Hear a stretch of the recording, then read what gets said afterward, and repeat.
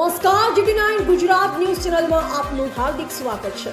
આવો જોઈએ આજના તાજા સમાચાર વાવથરાથી સંદેશ અમારો સમય તમારો। GT9 ગુજરાત ન્યૂઝ ચેનલને શેર કરો, સબસ્ક્રાઇબ કરો ને કમેન્ટ કરો।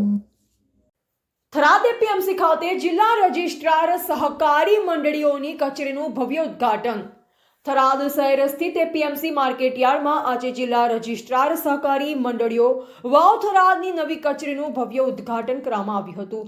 ઉદ્ઘાટન કાર્યક્રમમાં જિલ્લા રજિસ્ટ્રાર શ્રી MR ત્રિવેદી સાહેબના વરદ હસ્તે કચેરીનું ઉદ્ઘાટન કરવામાં આવ્યું। આ પ્રસંગે થરાદ માર્કેટયાર્ડના ચેરમેન શ્રી શૈલેષભાઈ પટેલ, વાવ થરાદ જિલ્લાની તમામ માર્કેટયાર્ડ તથા તાલુકા સંઘોના ચેરમેન શ્રીઓ અને સેક્રેટરી શ્રીઓ, સહકારી ક્ષેત્રના અધિકારીઓ, માર્કેટ કમિટીના પદાધિકારીઓ, વેપારીઓ તેમજ ખેડૂતો આગેવાનો મોટી સંખ્યામાં ઉપસ્થિત રહ્યા। મહેમાનોએ પોતાના સંબોધનમાં જણાવ્યું કે જિલ્લા રજિસ્ટ્રાર સહકારી મંડળીની કચેરી થરાદ ખાતે શરૂ થવાથી સહકારી સંસ્થાઓના કામકાજમાં નોંધપાત્ર સરળતા આવશે। ખેડૂતો તથા સહકારી મંડળીને હવે ઝડપી, પારદર્શક અને અસરકારક સેવા ઉપલબ્ધ બનશે। ખાસ કરી વાવ થરાદ વિસ્તારના ખેડૂતોને સહકારી કામગીરી માટે જિલ્લા કક્ષાની સેવાઓ સ્થાનિક સ્તરે પ્રાપ્ત થવાથી સમય અને ખર્ચની બચત થશે।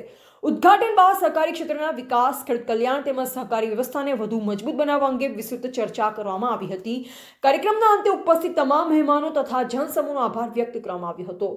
Bureau report Ranabhai Paregi, Vav Tharad.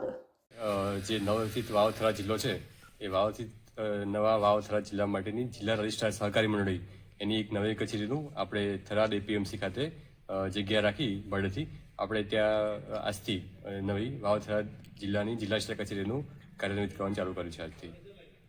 એમાં જે નવો જિલ્લો છે એ નવા જિલ્લાના તમામ તાલુકાઓ માટેની જે સહકારી મંડળીને સંબંધિત તમામ પ્રકારની કામગીરી છે એ આપણા જિલ્લા રજિસ્ટ્રાર સહકારી મંડળી થરાદ વાવ થરાદ એ આ ઓફિસથી હવેથી થશે।